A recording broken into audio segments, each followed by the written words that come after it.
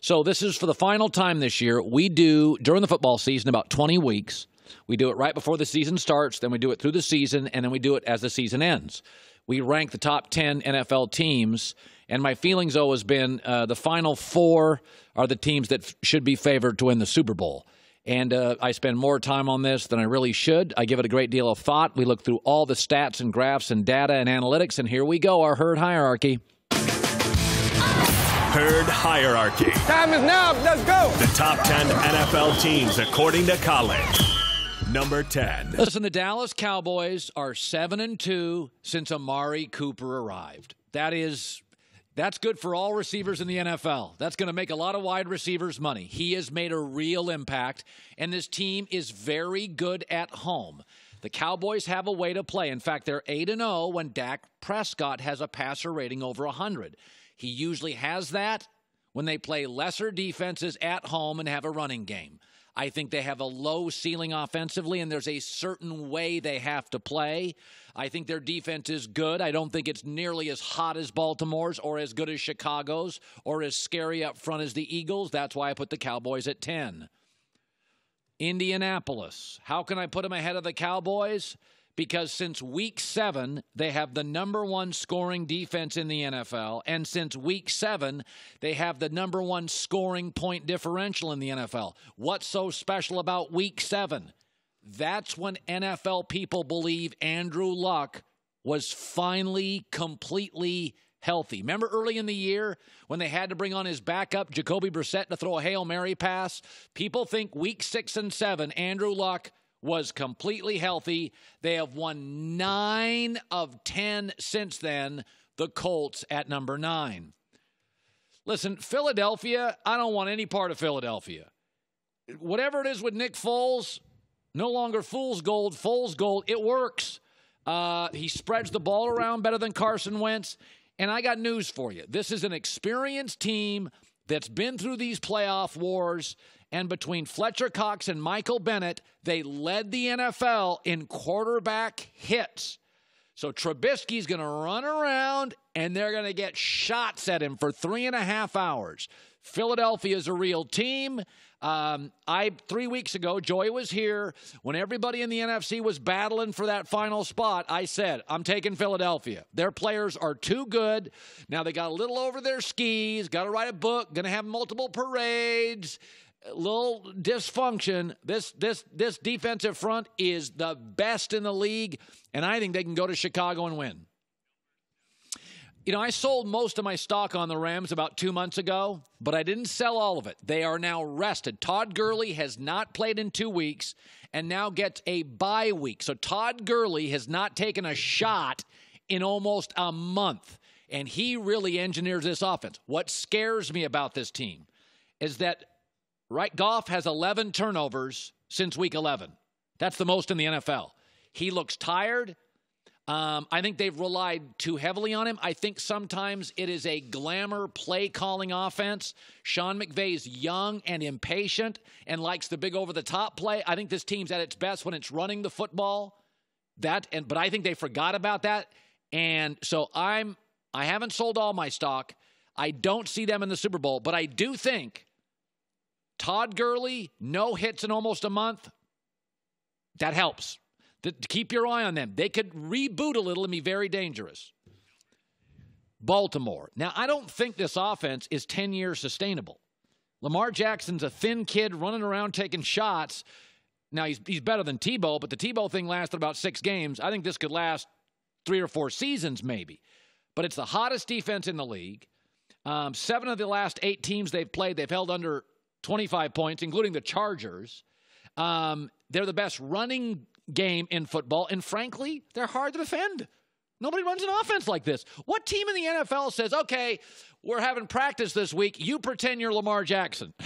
You can sort of pretend you're Phillip Rivers. You can pretend you're Tom Brady. Nobody in the NFL runs this offense. I think they're incredibly difficult to defend in this little bubble. I don't know if it's sustainable. I have Baltimore at 6, though. I think Chicago is more sustainable, and this isn't the hottest defense. This is the best overall defense. They're at home. built for cold weather. I think they have the coach of the year in Matt Nagy. I do think when you have a defense that leads the NFL like the Bears did in scoring defense, rushing defense, takeaways, yards per play, defensive touchdowns, this is hands down the best defense. Baltimore's is hot. This is better. Philadelphia's good up front. This is better. I think it's a low-ceiling offense. They have to win a certain way. They're 12-0 if they hold you to 24 or less. They are not built for a shootout. And if Nick Foles gets hot and it's a shootout, and you told me today the score is 32-28, I'm taking Philadelphia, and I think Philly's going to score some points on this team. These are my final four teams. They should be favored for the Super Bowl. New England, only NFL team that went 8-0 at home, best coach in football, completely healthy. By the way, this is the underrated part. Every Patriots team that gets to a Super Bowl, they have one thing in common. It becomes a top 10 defense.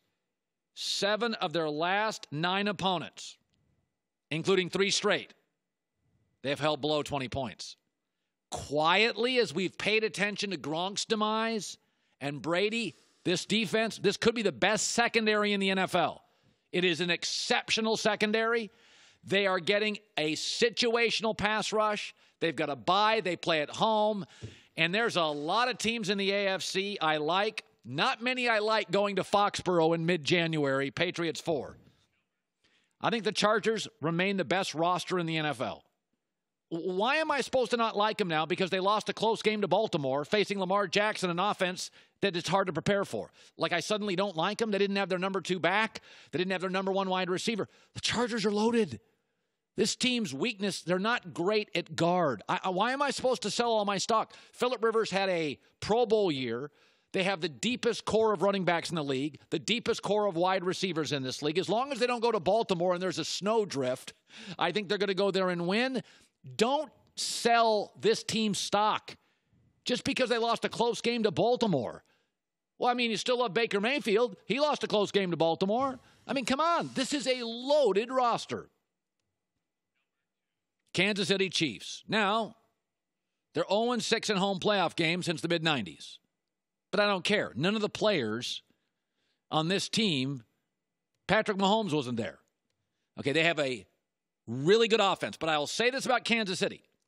Their pass defense is terrible. But they are tied for the NFL lead in sacks. Colin, what does that mean? They are built. They need to play with a lead. Because if they lead, they will get after your quarterback. Okay, I don't know if I trust a playoff Patrick Mahomes to come from behind. Their defense is totally flawed. We know their offense is good, but their defense is tied for the NFL lead in sacks. That is a very important thing to note. It's why I put them number 2.